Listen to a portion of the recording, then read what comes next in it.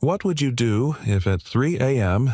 a single father knocked on a stranger's door soaked in rain, desperate for help, and the woman who opened it looked at him like she'd been waiting her whole life? This isn't just a story about coincidence. It's about memory healing, and the kind of kindness that echoes across decades. Before we begin, if you love stories that touch the heart and stay with you long after they end, make sure to subscribe to our channel. Each week, we bring you true-to-life fiction that inspires, uplifts, and reminds us that hope often knocks when we least expect it. Now, let's begin. Single dad knocked on the wrong door at 3 a.m., but the woman said, "I've waited since 1998. The storm had been building for hours. Sheets of rain battered the narrow mountain road, swallowing the faded yellow lines and pounding the windshield like fists. Ethan's knuckles were white around the steering wheel. His old sedan, a stubborn relic from the late 90s, coughed with each climb, its engine groaning under the strain of the steep grade. In the back seat, Caleb stirred a thin, rasping sound escaping the boy's throat. His breath came in uneven gasps, wheezing like an old accordion. Ethan flicked a glance in the rearview mirror. "Hang in there, buddy." "We're almost there," he whispered. But he wasn't sure where there was any more. His GPS had cut out miles ago, and with the rain lashing sideways and the road signs blurred, he could barely tell whether he was still on the right road or any road at all. Then the car shuddered. A jolt. A hiss. Ethan cursed under his breath and steered to the side. Steam rose from the hood. He jumped out into the downpour, heart racing. The radiator hose had finally given up. For a split second, Ethan wanted to scream. Not out of anger, but helplessness. He'd pushed this car through every storm, every emergency, and tonight of all nights it had chosen to quit. Caleb let out a whimper, struggling to breathe. Ethan rushed back in, grabbed his son from the back seat, wrapped him in his coat, and scanned the horizon. Darkness everywhere except for a faint, flickering light on the hill. A house. He didn't think. He ran. Mud splashed up his jeans, wind howled in his ears, and the boy in his arms trembled violently against his chest. The light grew clearer with every step, a porch lamp swinging on a long metal chain. A large house, old but not abandoned, stood at the top of the hill like a guardian forgotten by time. He reached the porch, his boots thudding hard against the wood. Rain poured from the eaves, soaking him to the bone. With a trembling hand, he pounded the door. 1 second. 2. 5. Nothing. He was about to turn away when the porch light flickered and the door creaked open. She stood there in a navy cardigan and flannel pajama pants, her hair loosely tied damp from what must have been interrupted sleep. A woman in her mid-30s, elegant, even in simplicity. Her eyes met his, and for a long second she didn't speak. Her lips parted. Her hand flew to her chest. Ethan tried to form words. I'm sorry. My son. He's having trouble breathing. My car broke down. I just need a phone. Or help." The woman didn't move. Her eyes were locked on his face as if she were staring at a ghost. Then she whispered, barely audible over the storm, "I've waited since 1998. Ethan blinked. "What?" She looked down, shaken as if the weight of a decade had dropped into her chest. Then, suddenly snapping back into motion, she stepped aside. "Come in. Hurry." He hesitated for a split second, unsure whether she was confused, hallucinating, or both. But Caleb's body jerked in his arms again, and Ethan rushed in. The warmth of the house hit him like a wall. Oak floors soft, lighting the scent of cinnamon and old books. She led him quickly to the couch and grabbed a wool blanket. "Lay him here," she said. Ethan obeyed. The woman disappeared down the hall and returned moments later with a small nebulizer. He stared, wide-eyed. You have this?" She nodded, already fitting the mouthpiece. "I'm a clinical psychologist. My sister has asthma. I keep one in case she visits." Ethan held the mask over Caleb's face while the vapor filled his lungs. The boy's breathing eased slowly but surely. Minutes passed in silence, broken only by the rhythm of the machine and the ticking of a nearby wall clock. When Ethan finally looked up, the woman was sitting on a nearby armchair watching him with a mixture of awe and disbelief. "I don't understand," he said. "What did you mean, you waited since 1998? Her voice was soft. "Do you remember a girl, maybe 10 years old, at a bus stop, alone, in the rain?" The question pierced him like a forgotten echo. He swallowed, hard. I think so." "You gave her your jacket," she continued. "Told her to sit near the streetlight. Said people don't hurt kids who are visible." He nodded slowly, pieces clicking into place. "You had a purple backpack." Tears sprang to her eyes. "I carried it every day. You were crying. Your mom was late. She never came that night." Silence fell again, but it was heavy this time, full of shared history that neither had known they carried until now. "I tried to find you," she said. "I wrote letters, asked around. No one knew your name. You disappeared before the cops arrived. I thought maybe you weren't real." Ethan exhaled. "I ran, back to the shelter before they could take me again." She gave him a look that held something more than gratitude, an ache buried too long. "You saved me. I didn't even know your name." He stared at her, rainwater still dripping from his sleeves. "Ethan." She smiled as if the name itself had finally given her breath. "Claire." And for the first time in years, as the storm howled outside, Ethan felt something unfamiliar rise in his chest, like maybe this wasn't a mistake. Maybe he hadn't knocked on the wrong door at all. The morning came slowly reluctant and gray, with streaks of silver pushing through the thinning clouds. The storm had passed, but it left behind the scent of damp earth and the hush of a town still asleep. Inside the old house on the hill, silence lingered too, but not the kind that felt empty. It was the silence of something held gently between two people who weren't quite strangers anymore, but not yet something else. Claire stood at the kitchen island, her fingers wrapped around a chipped blue mug. Her gaze kept drifting toward the couch in the living room, where Ethan slept upright, his arm protectively draped around his son. Caleb was curled against his side, breathing evenly now, the worst of the episode behind him. She hadn't slept. Not really. Instead, she sat by the window for hours, watching the storm taper off and wondering what strange current of the universe had finally brought that boy, the boy with the fierce eyes and broken shoes from 1998, back to her door. It had been so long enough that everyone said she should let it go, that it was just a childhood fantasy, that maybe she'd imagined him altogether, but she hadn't, and last night proved it. "Coffee."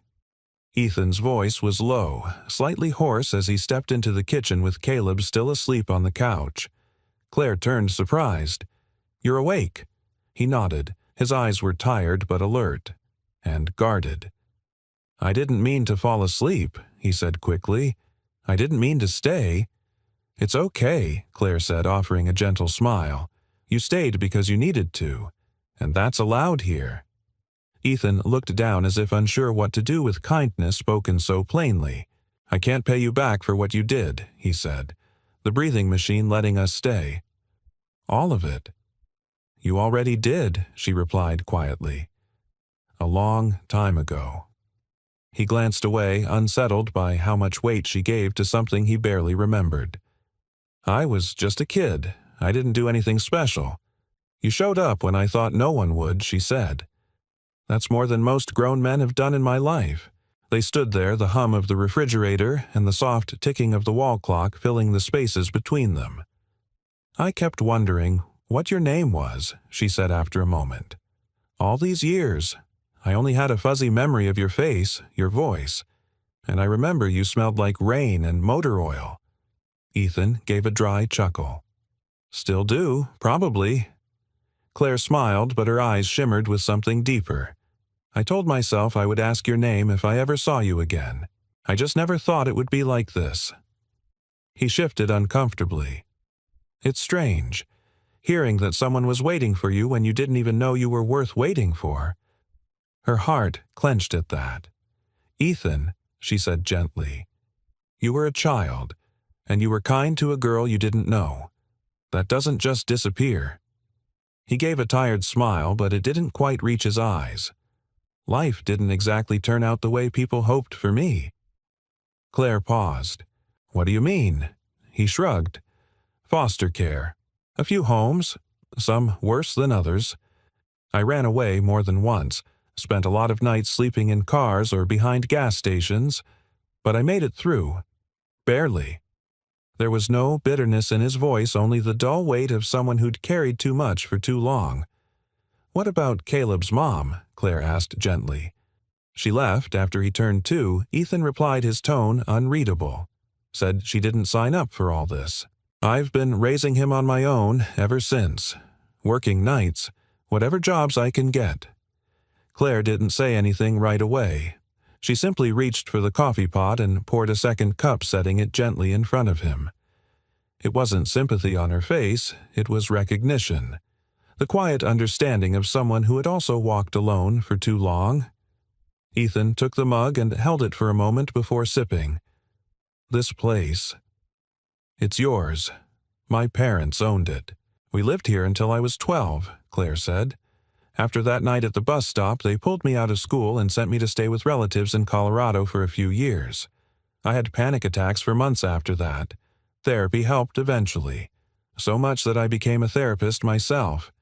Ethan raised an eyebrow, surprised. "So you help people now?" She nodded. "I try. Mostly children. Kids who feel lost or broken. Like I did." He looked at her. Really looked at her for the first time that morning. And there was something different in his eyes now. Not just exhaustion or worry, but a sliver of admiration. Maybe even respect. "You waited for me all this time," he said softly.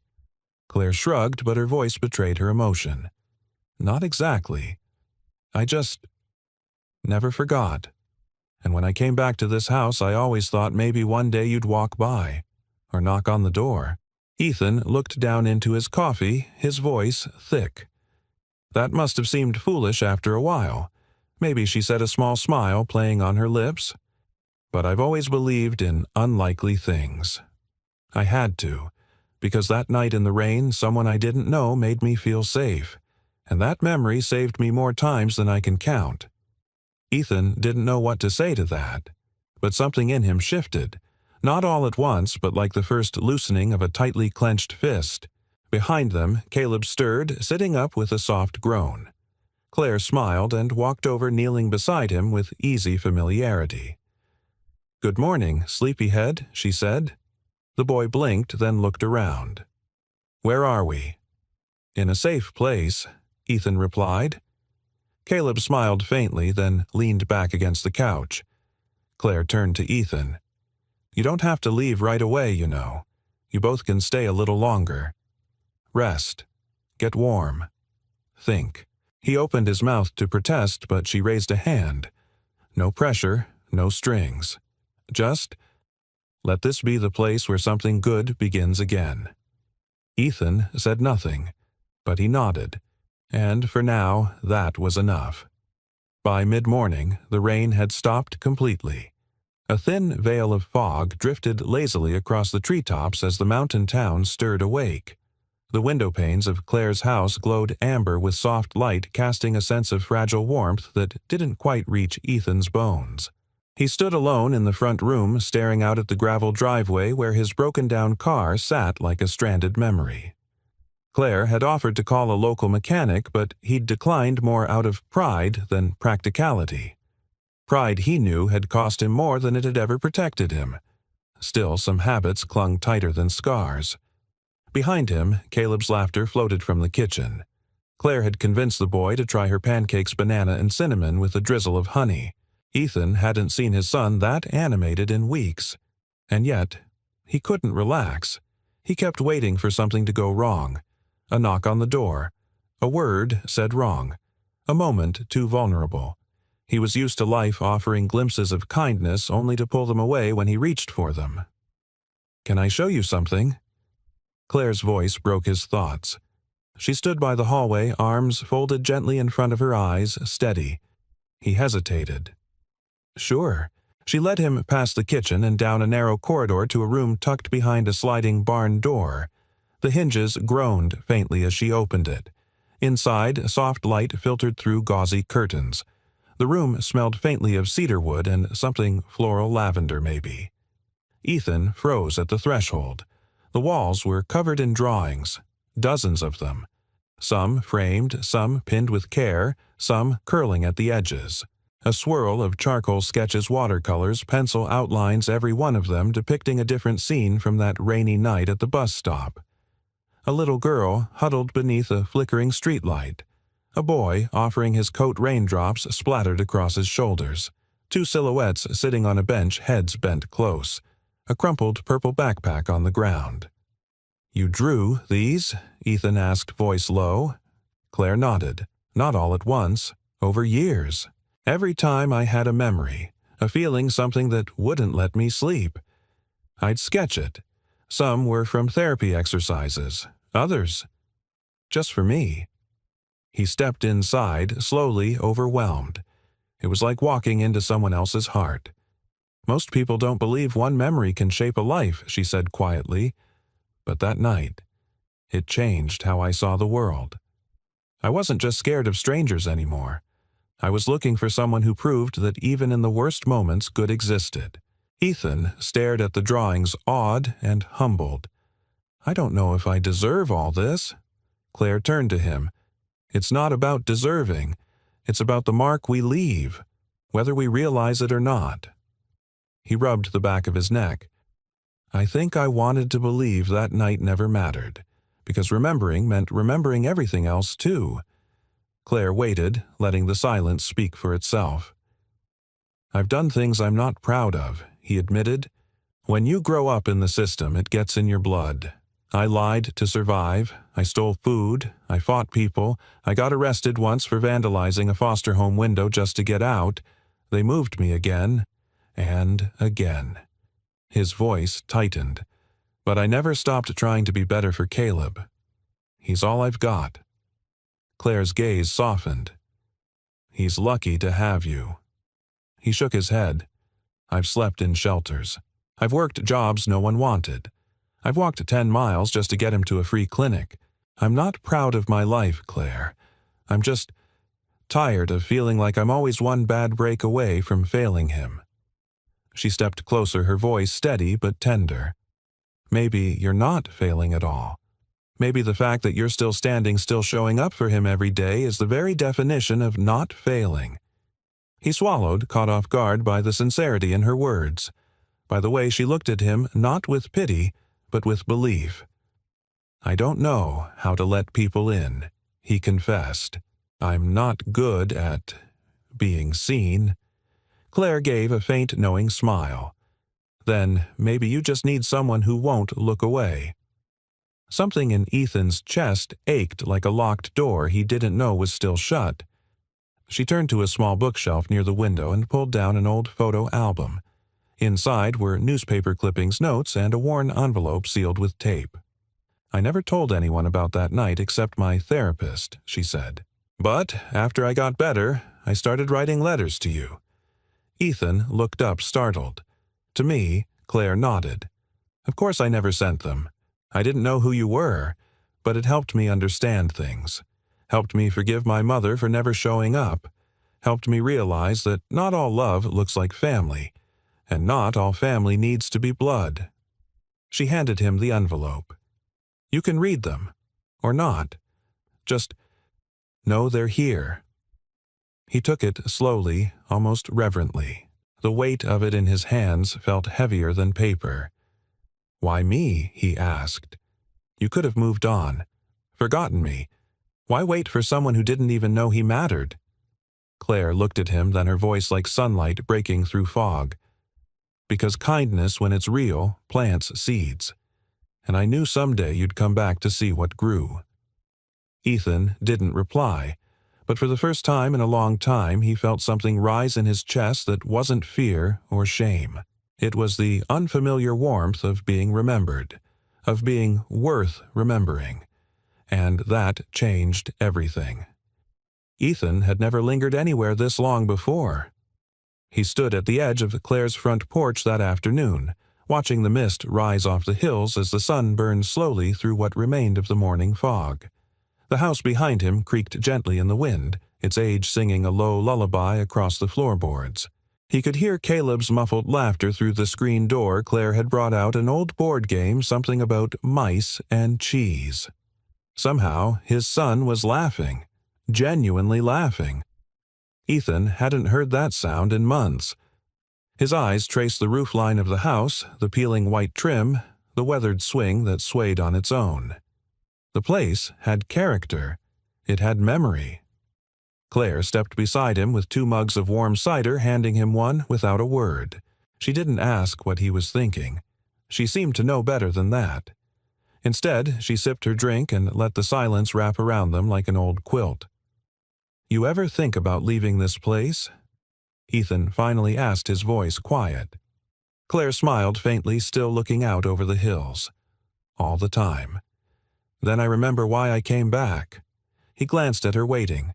"This house," she said softly, "used to feel enormous. When I was a kid, it was my whole world. The porch was a castle tower, the attic a dragon's cave. But after that night, after the bus stop, everything changed." She paused. "I didn't feel safe in the world anymore. Not even here." Ethan nodded, understanding more than he wanted to admit. "My parents didn't know how to handle it," she continued. "They did what they thought was best, shipped me off to family in Colorado. It was years before I came back. And when I did, they were gone. Sold the city house, left me this one. I almost didn't take it."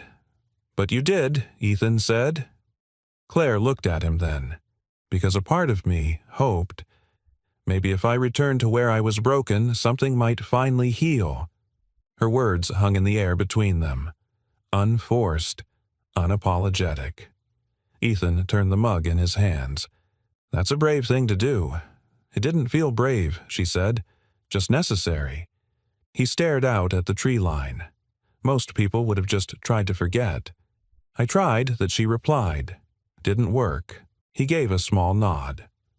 "I know the feeling." Claire leaned back against the porch rail. "And you? Do you ever think about leaving wherever you are?" Ethan let out a soft huff of laughter.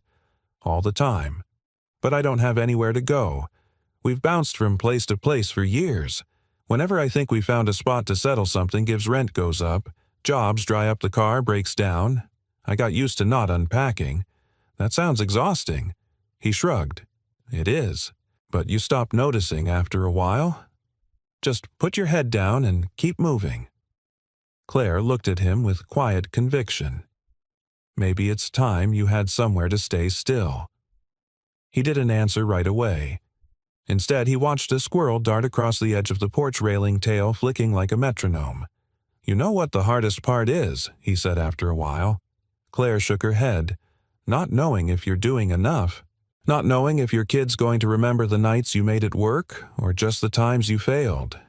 Her voice softened. "Caleb's not going to remember what you couldn't give him. He's going to remember that you never left." Ethan swallowed.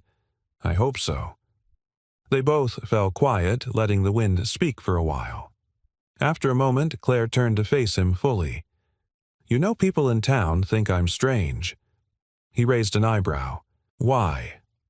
"Because I moved back to an old house on a hill, live alone.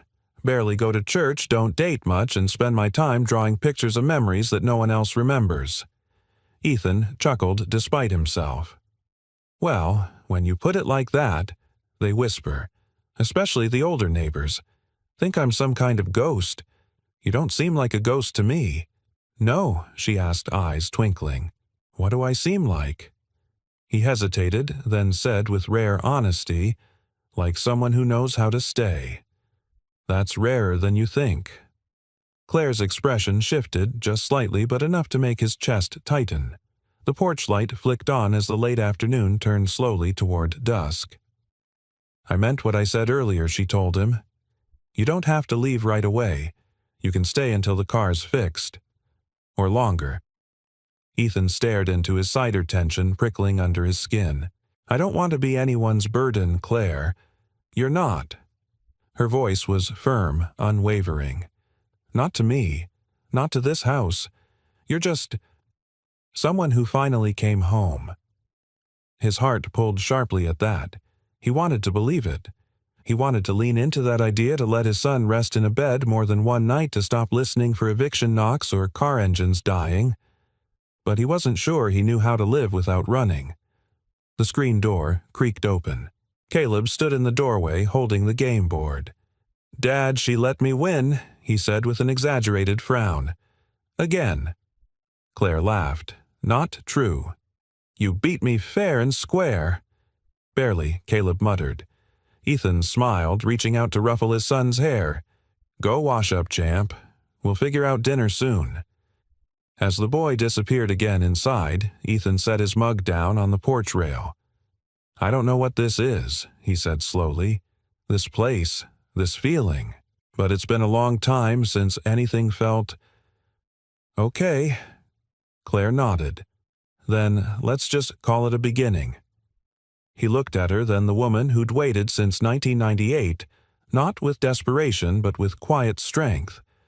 And something inside him, something long dormant and bruised, whispered that maybe beginnings weren't just for other people anymore. Maybe, just maybe they were for him too.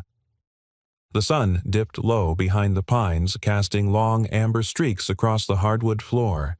Inside the quiet of Claire's living room, the day softened into hush. Caleb had fallen asleep on the couch again, a half-read comic book draped over his chest. His small frame rose and fell with rhythmic certainty, a sound Ethan had learned to check for like a heartbeat outside his own. Claire returned from the kitchen carrying a folded blanket. She draped it gently over Caleb, her hands moving with the careful grace of someone who didn't want to wake a sleeping hope. "He trusts you," Ethan said from the doorway, his voice quieter than usual. Claire turned, startled for a moment. "I didn't mean to overstep." "No," he said. "It's not that. It's just, he doesn't relax around people easily. Not even his teachers. He always looks like he's ready to pack up and leave." She gave a small smile. "He gets that from you." Ethan leaned against the doorframe, arms crossed. He looked at his son, then down at the floor. "I didn't grow up knowing what trust looked like," he admitted. "By the time I hit 10, I'd learned how to make myself invisible. Smile when you need something. Don't get too comfortable. Don't ask questions. Keep your bag ready." Claire sat on the edge of the couch, her eyes fixed gently on him. "You were just a child." He nodded. A child with a file and no address. She waited, sensing there was more. "I remember one home," he continued slowly. "They kept the fridge locked at night. Said it was to teach us discipline, but really they were just cheap. I'd sneak down and eat dry cereal out of my hand in the dark. And one night I got caught." Claire frowned. "What did they do?" "They made me sit outside. Middle of winter. No coat. Said maybe I'd remember next time." Her hands clenched in her lap. That same week, Ethan said they took in a new kid 6 years old. He cried every night for his mom. They gave him sleeping pills so he'd shut up. I watched it all and thought, if you ever want to get out of here, don't be soft. Don't be like him. Claire looked at him with something that wasn't pity, it was fury. Quiet and raw and entirely on his behalf. No child should be taught that kind of lesson. Ethan nodded slowly. But that's what I carried into manhood. How not to need. How not to feel. I built a life around keeping it all locked down. He looked at her, then really looked like someone testing light after too long in the dark. Until that night. With you. Claire's breath caught. "You don't know this," he said. Voice rough, but after I left you at the bus stop, I walked 3 miles in the rain to get back to the shelter. My feet were soaked. I was freezing. But I had this strange feeling like I'd done something right. Just once. He smiled, but there was pain behind it. I got beaten for sneaking out. They took my jacket. Said if I ever ran again, they'd make sure I ended up in juvie. Claire's eyes filled, and she rose without hesitation. She walked to the old bookshelf near the piano, pulled open the bottom drawer, and returned with a small plastic bag. Inside was a child's denim jacket, worn, torn at the sleeve, and unmistakably familiar. Ethan stared at it stunned. "I kept it," she said. "All these years." "I thought they took it," he murmured, barely touching the fabric. "They tried. But I told the officers it belonged to me, that it was a gift. I lied. I never lied as a kid, but that day, I had to." Ethan laughed softly, the sound edged with disbelief. "So you stole my jacket." "I borrowed it forever," Claire corrected with a smile. "I couldn't explain why I needed to keep it. I just knew that it meant something, that you meant something." He took the jacket from the bag and sat beside Caleb, running his hand over the fabric. The years had faded its color, but the memory inside it remained intact. Claire sat next to him. "You said something to me that night," she said. "Do you remember?" Ethan shook his head. "You told me, 'Don't cry. People see tears and think they can hurt you more.'" He winced. "That sounds like something I'd say back then. But you also said, 'But I see you, and I won't let anyone hurt you tonight.'" He looked down. "I didn't think I meant anything to anyone back then. I didn't think I had anything to offer. But that night, I wanted to be someone, even if just for a few minutes." Claire reached for his hand, resting hers lightly on top. "You were someone," she whispered. "You were the first person who ever showed me that kindness wasn't something I had to earn." Ethan didn't speak. He couldn't. His throat was tight, his chest heavier than he could bear. Then Caleb stirred, shifting under the blanket, mumbling in his sleep. Ethan pulled the jacket into his lap, blinking back something unspeakable. Claire watched them both, and her heart swelled with a mix of hope and awe. This wasn't just about remembering the boy he used to be. This was about reminding him of who he still was and who he could become. "You don't have to run anymore," she said softly. Ethan turned to her, his voice trembling. "I don't know how to stay." Claire's answer was steady. "Then learn. Here, one day at a time." And in the stillness of that room, with his son breathing steady beside him and the weight of an old jacket in his lap, Ethan felt something he hadn't felt in years. The beginning of home. The morning after sunlight spilled through the kitchen window in long golden stripes, warming the tile floor. Ethan sat at the table sipping black coffee while Caleb crunched cereal nearby, legs swinging beneath the chair. It felt domestic, almost foreign in its normalcy. Claire moved about the kitchen with a quiet ease, cracking eggs into a bowl, humming a soft melody under her breath. She wore an old sweatshirt and jeans, her hair tied back casually, but to Ethan she looked like something sacred, like safety wrapped in skin. And it terrified him. He shouldn't be here. He knew it in his bones, the way a man knows a house isn't his no matter how kind the host is. This, whatever this was, wasn't real life. It was a pause, a kindness extended. But kindness always had a limit, and Ethan had a history of overstaying welcomes. Claire slid a plate in front of Caleb and offered Ethan a second cup of coffee without asking. He murmured thanks, but didn't meet her eyes. "Carson's Auto said they'll tow your car this afternoon," she said gently. "They're a bit backed up, but they'll give it a look tomorrow." Ethan nodded. "Thanks." "You're welcome to stay until it's sorted," she added. He didn't respond. She noticed the change in his posture, the shoulders drawing inward, the cup held too tightly. "You okay?" she asked. "I should go," he said. His voice was quiet but final. Claire blinked. "Go where doesn't matter. Just, we've been here too long. I appreciate everything, but I don't want to cause any trouble." She stepped closer. "You're not causing trouble, Ethan. You're just breathing." "That's the problem," he said, standing abruptly. "I'm breathing under someone else's roof, eating someone else's food. I shouldn't be here." Caleb looked up, confusion in his eyes. Dad Ethan softened. "Finish your breakfast, buddy. We'll talk in a bit." But Claire didn't let it drop. She moved in front of him, blocking the doorway. "You're scared," she said. He met her gaze, eyes tight. "You think I don't have reason to be?" I didn't say that, she replied, calm but firm. But running now. That's not strength, Ethan. That's habit. He bristled. You don't know what it's like living on edge every day. Worrying the next knock is bad news.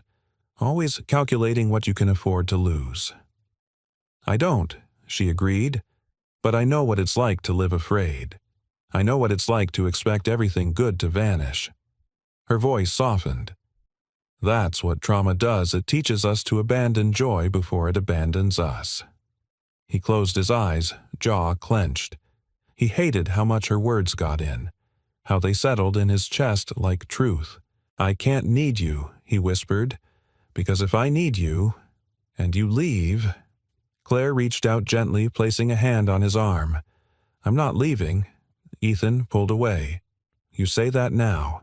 But life always finds a way to take people like you away from people like me. Maybe life's trying to give you something this time. He stared at her, torn between believing and bolting. Then Caleb's small voice broke the tension. Do I have to leave my new school again? They turned. Ethan's chest caved at the question. What I like it here, Caleb said quietly.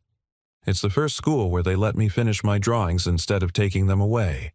Miss Jensen said my sketch of the lighthouse was impressive. No one's ever said that before. Claire knelt beside him, smiling gently. It was impressive. Ethan looked away, his throat tight. He had never been able to give his son anything consistent. No address, no holidays in the same city, no friends whose names stayed past summer. And now, when Caleb was finally smiling, finally sleeping through the night without waking in fear, he was going to rip that away, because he was afraid Claire stood and faced him again. Let me show you something. She walked to the hall closet and returned with a box. Inside were ropes of all sizes, climbing cords, utility rope, even a thick sailing line. When I was in therapy, she began, my counselor asked me to write down every fear I had on a different piece of rope. I didn't understand it at first, but she said fear was like a knot. The only way to undo it is to look at it closely, one loop at a time. She pulled out a short cord tied in a messy knot. This one says, people always leave. I tied it when I was 14. Ethan stared at it. And this one, she said, holding a longer rope, says, I don't deserve peace. I carried that one into my 20s. She handed it to him. I kept them. She said not to hold on to the fear, but to remember what I've untied, what I've overcome. Ethan didn't know what to say, but his hands closed around the rope as if anchoring himself. You're allowed to stay, she whispered. Not because you've earned it, not because you paid for it, but because you're human, and humans deserve rest. The words landed deep, like water finding cracks in dry soil. Claire stepped back, giving him space. Ethan looked at his son, at the knot in his hand, at the sunlight dancing on the floor like a welcome home. Then he sank slowly into the chair beside Caleb and exhaled. A long, unguarded breath. I'm tired, he admitted. I know, Claire replied, but I don't want to teach him that running is the only answer. Ethan said, his voice rough. I want him to grow roots, not calluses. Claire smiled, eyes full. Then stay, just long enough to let something grow. And for the first time in years, Ethan didn't feel like a man hanging on by a thread. He felt, however uncertain, like maybe there was a rope he could learn to climb, one that led not away, but home. It had been a quiet week in the house on the hill, the kind of quiet that didn't feel empty, but earned. Each morning, Ethan helped Claire patch things around the property, tightening hinges, fixing a broken gutter, sanding down a loose railing. He was good with his hands, and she never made him feel like he owed her. She just handed him the toolbox, made coffee, and let him breathe. Caleb had started at the nearby public school, and to Ethan's surprise, the boy came home with a smile most days. He talked about a girl named Ella who liked space rockets and a teacher who let him stay in at recess to draw. He seemed lighter, rooted, but if Ethan had learned anything about peace, it was this: it never lasted. It started with a voicemail. He'd walked into the gas station convenience store for a few things and came back to find a missed call from the mechanic. He hit play. "Hey, Ethan, it's Dave, over at Carson's. Just wanted to let you know we looked at your car. The radiator's cracked and the suspension's pretty shot too. Not worth fixing, man. Sorry." His stomach sank. The car was his last asset, his only means of independence. Without it, he felt exposed, dependent, trapped. He tried not to spiral, but old instincts kicked in fast. That night he barely ate dinner. Claire noticed but didn't press. Instead, she let him sit with his thoughts while she washed dishes and Caleb did homework at the kitchen table. Later, when the boy had gone to bed, she joined Ethan on the porch. The sky was crisp stars puncturing the dark like tiny promises. "You're pulling away," she said gently. "I don't want to talk about it," he replied. She nodded. "Okay, but I'm here when you do." The next day, Ethan drove Claire's old truck into town to apply for a job. It was a small warehouse, a shipping company that moved farm supplies to local counties. He'd done this kind of work before. It was hard honest, and he could disappear into it. He filled out the paper application, handed it to the manager, and waited. The man, a burly guy in his 60s with sunspots on his hands, read over Ethan's form. Then came the question. "You ever been arrested?" Ethan paused. "Yes.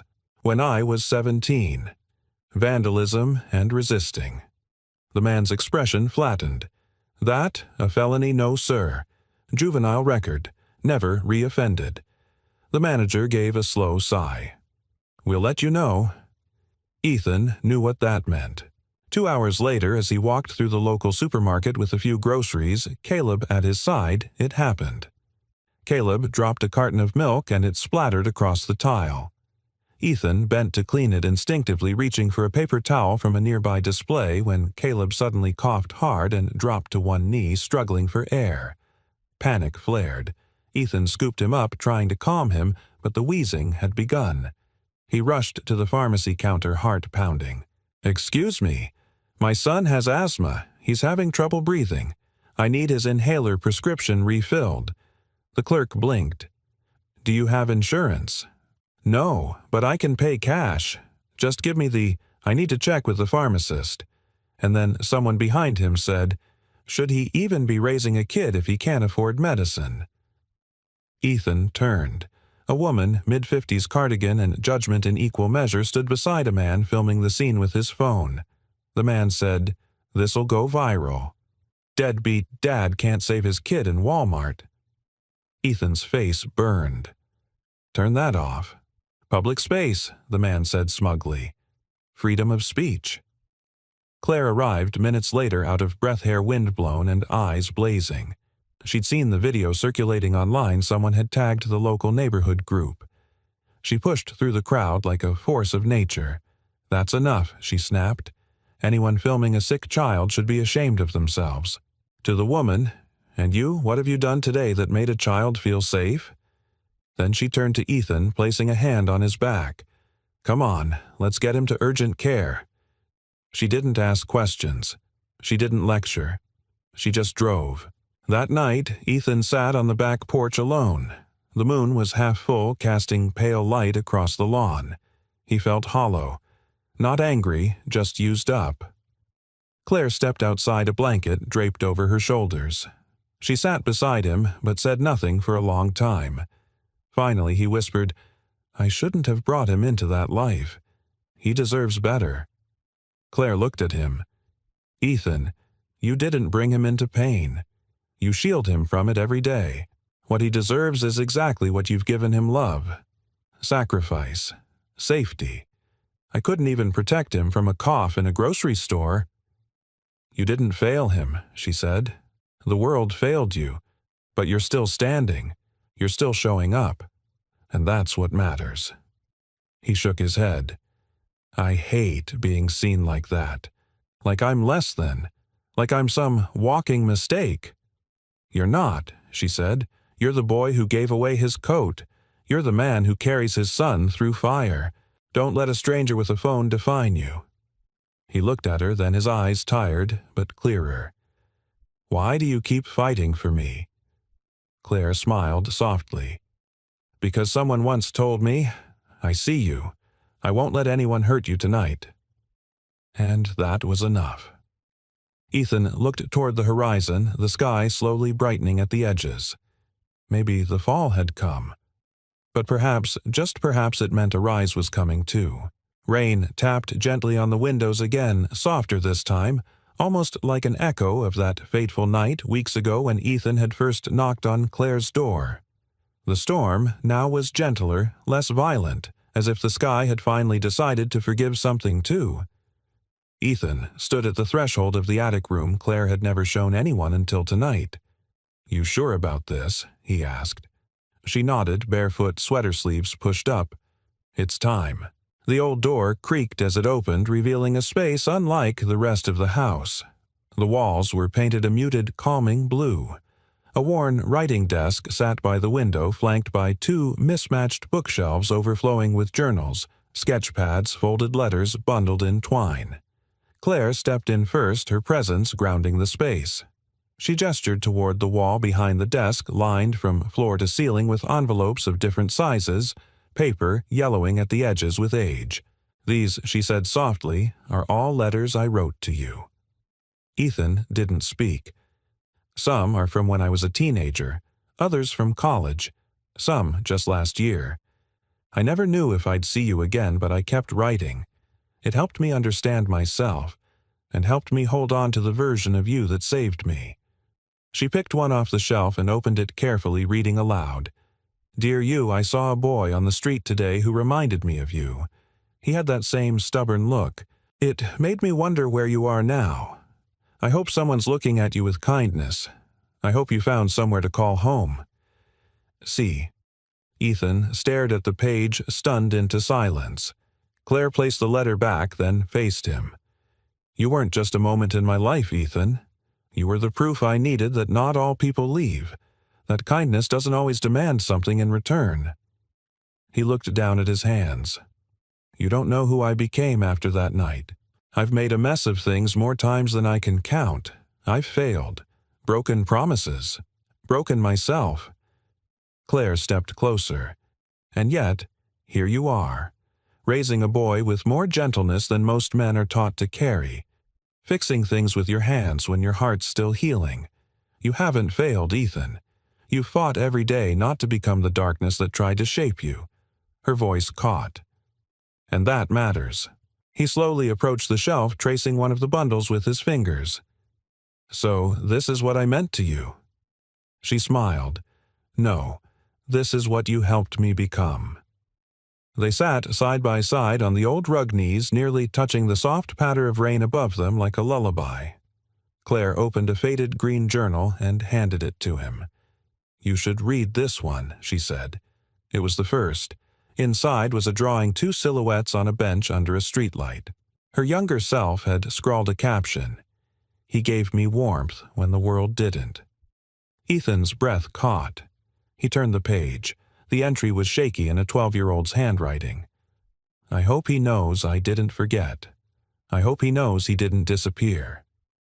He looked up. Claire's eyes shimmered but didn't spill. She wasn't trying to make him cry. She was trying to let him feel. "I didn't think anyone ever saw me," he whispered. "I did," she replied, "even when you were gone." He closed the book gently. "You've spent all these years remembering someone you barely knew."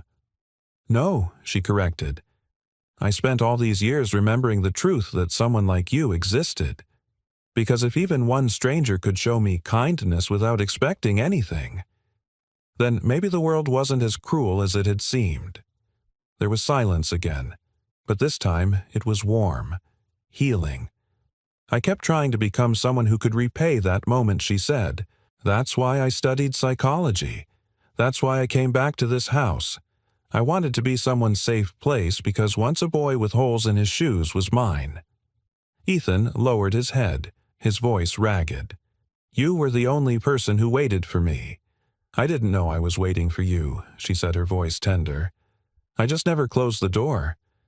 He looked around the room, the walls holding decades of unsent words, and something inside him finally broke open. Not in a dramatic collapse, but in a quiet surrender.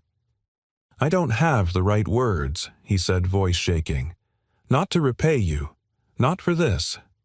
Claire reached across the space and took his hand. "It's not about repayment. You don't owe me anything." "Yes, I do," he said. "You gave me a place I didn't believe existed, a version of myself I thought I lost." She smiled through the emotion. "Then take it. Keep it. Live it." He nodded slowly, his fingers tightening around hers. "I will." Later that night, long after the attic light had dimmed, Ethan sat alone at the writing desk. Claire had gone downstairs to check on Caleb. The rain had stopped.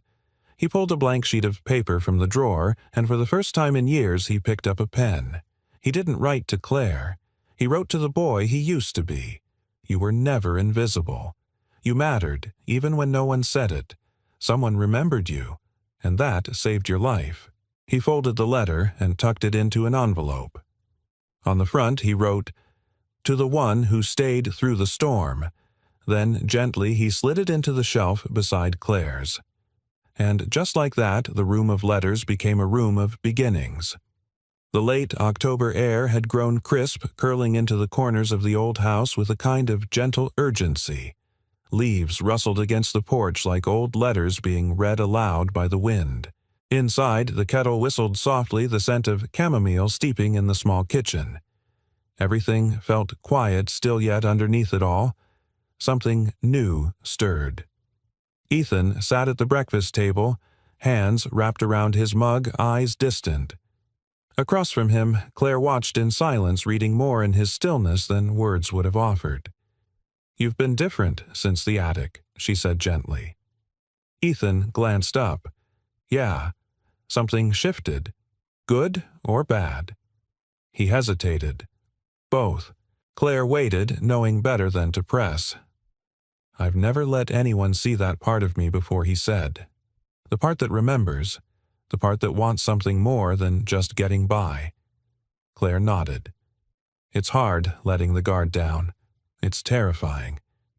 They sat in shared quiet for a moment, the low clink of Caleb's pencil on the other side of the room blending into the hum of the day. Claire reached into a folder by her side and slid a paper across the table. It was a flyer, simple black and white. At the top it read, "Volunteer Maintenance Needed. Community Resource Center. They're renovating the rec building downtown," she explained. "They need someone who knows tools, can patch, drywall, repair old lighting. It's not paid yet, but it could lead to something." Ethan stared at it. "I don't want charity." "This isn't charity," Claire said. "It's dignity. Purpose. A start." He looked away. "I've had starts before. They don't last. Maybe this one does," she replied. "But you won't know if you don't try." He picked up the flyer, folding it slowly. "I'm scared, Claire," he admitted. "Scared that if I let myself believe in this place in you, in me, I'll fail. And worse, I'll let Caleb down again." Claire's voice was soft but sure. "Let me offer you something." He looked at her warily. "Stay," she said. "Not just until the car's fixed. Stay, because this house isn't just mine anymore. It became something else the moment you walked back into it." Ethan stared at her, frozen. "Live here," she continued, "at least for a while. Help at the center. Let Caleb finish school without packing a bag every 3 weeks. Let yourself breathe." He was shaking his head before she finished. "Claire, I can't. What would people say? What does it look like? A man showing up at your door in the middle of the night, then staying. You've got a reputation." She smiled gently. "I care more about my life than my reputation. And this us, it feels like life." He pushed back his chair, pacing toward the window, gripping the sill as if to anchor himself. "I've never been someone people wanted to stay," he said. "That's not true." He turned to face her, eyes raw. "What if I don't know how to be enough?" Claire stood and walked slowly toward him. She didn't touch him, didn't crowd his space, just stood near enough that he felt her steadiness. You don't have to be enough, she said. You just have to be here. Show up. One day at a time. That's more than most. Caleb peeked around the corner. Dad Ethan turned. Miss Claire said I can help her plant bulbs tomorrow in the garden, the boy said. Is that okay? Ethan's throat tightened. Yeah, buddy. That's okay. The boy beamed and ducked back to his drawing. Claire smiled softly. He's already putting down roots. Ethan exhaled slowly. I don't know if I can promise forever. I'm not asking for forever, Claire said. I'm offering today, and we'll figure out the rest. He studied her face the way it held both tenderness and grit, the way she didn't offer rescue but partnership. Something inside him cracked open, and this time he didn't resist it. Okay, he said finally. One day at a time. That evening the house hummed with a different energy. Ethan stood in the garage rummaging through Claire's old toolbox prepping supplies for the community center. He found his hands steadier than usual, his chest less tight. Claire came out holding a stack of folded laundry. I cleared the guest room closet. There's space for your things. Ethan glanced up. I don't have much. You've got more than you think, she said. He nodded. She paused. You okay? He wiped his hands on a rag. Yeah. Actually, yeah. Claire started to turn, but he stopped her with a quiet, Claire. She faced him. He looked at her eyes, unreadable. If you hadn't opened that door, I don't know where I'd be. She stepped closer, and if you hadn't knocked, I'd still be waiting. They stood there in the faint light of the garage between the past that shaped them and the future they were slowly, bravely choosing. No promises, just presence. And that was enough. The morning light spilled across the floorboards of the community center like spilled paint, golden warm, full of promise. The once abandoned building now buzzed softly with the hum of tools and voices, the rhythm of restoration. Ethan stood near a freshly painted wall caulking a window frame with steady hands. He wore an old gray shirt smudged with dust, his sleeves rolled up his brow damp with honest sweat. It had been weeks since he'd moved into Claire's home. Weeks of stillness and routine of laughter echoing through a kitchen that had never been his but no longer felt like it belonged to someone else. And now, here he was building something, not just fixing it. Hey, window guy, called a voice from behind. You're making the rest of us look bad. Ethan turned to see Rick, a retired firefighter who'd taken a liking to him. The older man grinned, balancing a box of electrical supplies on his hip. Ethan chuckled. I aim to please. You aim too well, Rick said. You sure you never did contracting before? Nope. Just survival. Rick didn't laugh, but he nodded with understanding. You ever need steady work, I've got a cousin runs a renovation crew. You've got a good eye, and better work ethic than half the guys I've hired. Ethan blinked, surprised. I appreciate that. Don't thank me yet. Wait until you see the paychecks. They ain't magic. Rick winked, then wandered off. Ethan turned back to the window, but something in him had shifted. This wasn't just a task. It was a possibility. Later that day, Claire arrived with a tray of baked goods, and Caleb trailing behind her holding a paper cup of lemonade like it was gold. You should see the bulletin board, Caleb said wide-eyed. There's a picture of Dad on it. Ethan raised an eyebrow. What? Claire laughed. Someone from the town council took a photo last week, said they were highlighting volunteers. Your son's very proud. I'm not posing for anything, Ethan muttered. You didn't. You were holding a ladder and frowning, Claire replied. It's very on brand. Ethan chuckled, but it softened into something deeper. Thank you. For this. For everything. Claire placed the tray on a table, then looked at him steadily. You're doing this. You. I just opened a door. He lowered his voice. That was more than enough. By afternoon, the building buzzed louder than before. Word had spread about Ethan, about the single dad who showed up day after day, worked without complaint, stayed late to fix what others missed. People came by just to say thank you. A few dropped off tools they no longer used. One man handed him a fresh pair of work gloves, shrugging awkwardly as he muttered, "Figured you could use 'em." Ethan nodded speechless. He wasn't used to being seen like this, not as a burden, but as part of something. That evening, the three of them walked home together. The sky blazed orange and pink, the last light folding over the hills like a warm blanket. Caleb raced ahead, laughing, chasing his shadow.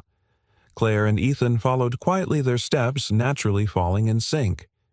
"He told his teacher today that his dad builds places where people get better," Claire said softly. Ethan looked at her, emotion flickering in his chest. "I never thought I'd be anyone's hero." "You don't have to be a hero," she replied. "You just have to be his, and you already are." They reached the house as the first stars blinked into view. Claire turned toward the garden, her hands brushing through the tops of the marigolds she and Caleb had planted days before. "I was thinking," she began, then paused, "about writing that article again. The one you told me about Ethan asked. The story of the boy who gave you his jacket." She nodded. "But now, it's not just about that night. It's about what happened after. About what kindness can grow into if someone gives it room." Ethan hesitated. "You think people want to read that?" "I think people need to," she said. He nodded quietly, honored. She turned toward him. "Would you mind if I included your name?" He thought about it. The old version of himself, the one who avoided notice, who didn't want to exist on paper, shrank a little in the shadow of who he was becoming.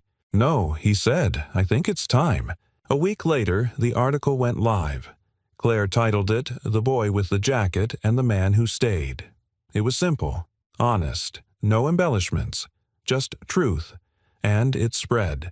People wrote letters, strangers sent emails. A teacher in Wisconsin shared it with her class. A pastor in Idaho read it during a sermon on grace. A man in Florida donated to the community center in Ethan's name, signing the note for the kids who were still waiting at the bus stop. Ethan read every message in disbelief. "Why me?" he asked Claire one night. "I didn't do anything that special." "You did something kind," she answered. "And kindness, Ethan, is more powerful than we let ourselves believe." On a quiet Sunday morning, Ethan took Caleb to the park. They sat on a bench near the playground, the same kind of bench where a scared, soaked girl had once waited for a mother who never came. Caleb leaned against his side, warm and content. "Dad." "Yeah, are we gonna stay here? For real?" Ethan looked out over the trees, then down at his son's hopeful eyes. "Yeah, buddy, I think we are." Caleb grinned and ran off toward the monkey bars. And Ethan sat back, arms draped along the bench, his heart full with something he hadn't known in years. He wasn't just surviving anymore. He was living. And the good he'd carried even when the world tried to beat it out of him had finally come full circle into a life he was proud to call his own. Winter came early that year. The trees, once rich with the golds and coppers of October, now stood bare and silvered with frost. The garden behind Claire's house had gone quiet, resting beneath a blanket of soft earth.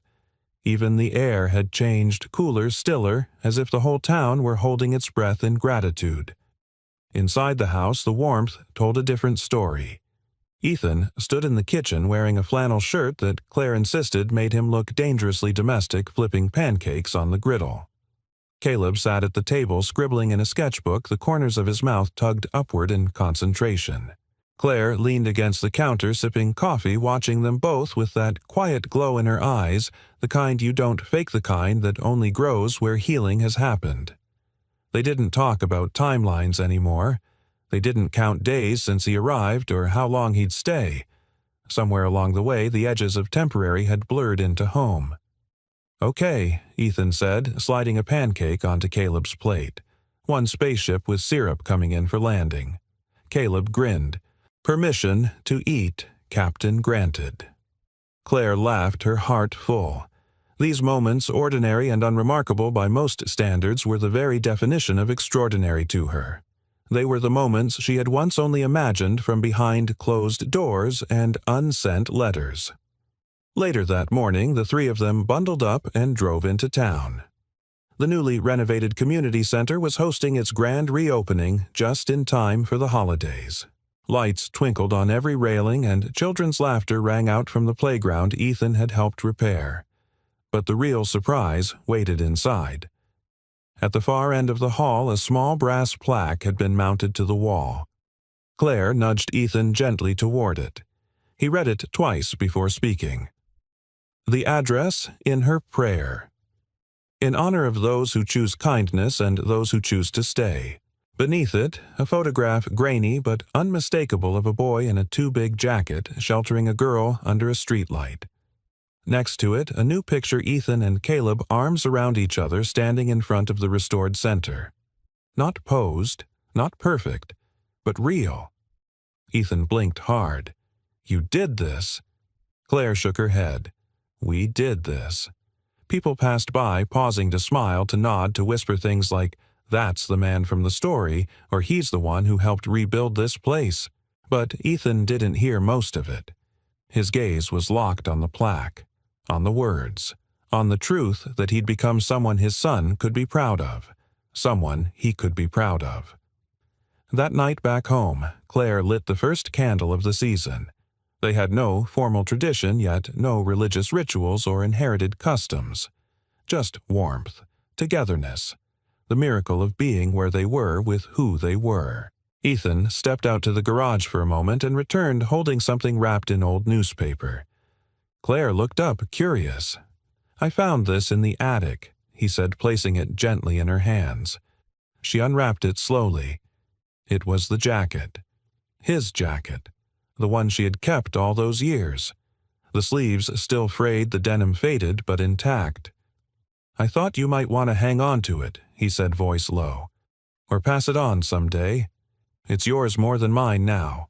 Claire held it against her chest, overcome with a wave of memory and meaning.